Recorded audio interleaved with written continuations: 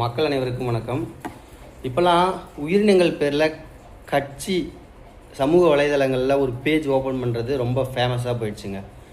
என்னென்னா, இதுக்கு முன்னாடி கரப்பான் பூச்சி ஜனதா பார்ட்டின்னு வந்துச்சு. இப்போ முயல் ஜனதா பார்ட்டி, அதாவது கார்கோஸ் ஜனதா பார்ட்டி அப்படின்னு ஒருத்தர், அவர் எல்விஸ் அப்படிங்கிற ஒரு நபர், எல்விஸ் யாதவ் அப்படிங்கிற ஒரு நபர்.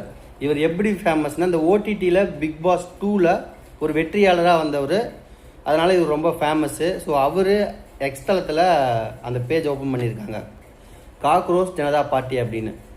ஸோ இதுக்கு இவங்க தரப்புலேருந்து இவங்களுக்கும், இவங்க தரப்புலேருந்து இவங்களுக்கும் ஆன்லைன்லேயே சண்டை போட்டுக்கிறாங்க. கருத்து வேறுபாடு காரணமாக சண்டை போட்டுக்கிறாங்க. பேசிக்காக சிஜேபிங்கிறது எதுக்கு தொடங்கினாங்க அப்படின்னா, ஒரு வழக்கு சுப்ரீம் கோர்ட்டில் நடக்கும்போது இப்போ இருக்க இளைஞர்கள் போலியான சர்டிஃபிகேட்டை வாங்கிக்கிட்டு, படிக்காமலேயே போலியான சர்டிஃபிகேட் வாங்கிட்டு உலாவுறாங்க.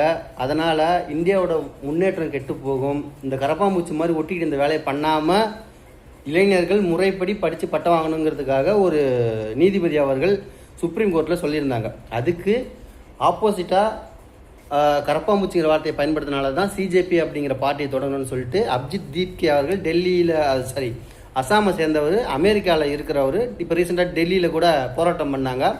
இதில் என்ன ஒரு முக்கியமான விஷயம்னா, இந்த காக்ரோச் ஜனதா பார்ட்டி அந்த டெல்லியில் நடத்தின போராட்டத்தை அந்த ஜந்தர் மந்தர்னு நினைக்கிறேன், ஜந்தர் மந்தர் அப்படிங்கிற இடத்துல வாங்க, உங்களுக்கு கேரட் கிடைக்கும், உங்களுக்கு குளிர்பானங்கள் கிடைக்கும் அப்படிங்கிற மாதிரி அந்த வசனத்தெல்லாம் அவர் பேஜில் போட்டு அவர் பேஜ் ஓப்பன் பண்ணியிருக்காங்க, அந்த கார்கோஸ் ஜனதா பார்ட்டி அப்படிங்கிறத.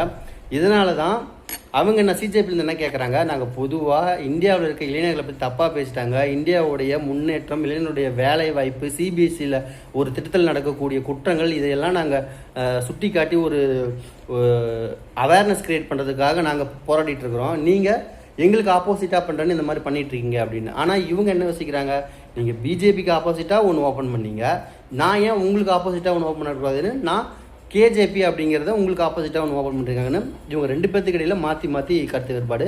அதில் இவர் ஒரு அபிஜித் தீப்கே ஒரு வார்த்தை சொல்கிறது, அதே மாதிரி இவர் எல்விஸ் யாதவ் அவர் ஒரு வீடியோ வெளியிடுறது இப்படின்னு சொல்லிட்டு இவங்க ரெண்டு பேர்த்துக்கு இடையும் இப்போ சம போட்டியாக போயிட்டுருக்கு. இப்போ இந்தியாவுடைய நிதி ஆயோக் திட்டக்குழு கூட்டம் கூட அவ்வளோ ஹாட் நியூஸ் கிடையாது. இவங்க ரெண்டு பேரும் போட்டி போட்டுக்கிறது தான் இப்போது அவ்வளோ ஹாட் நியூஸு. ஸோ இதோடைய விளைவு என்னவா இருக்குங்கிறத நம்ம வெயிட் பண்ணி தான் பார்க்கணும். மீண்டும் சந்திப்போம்.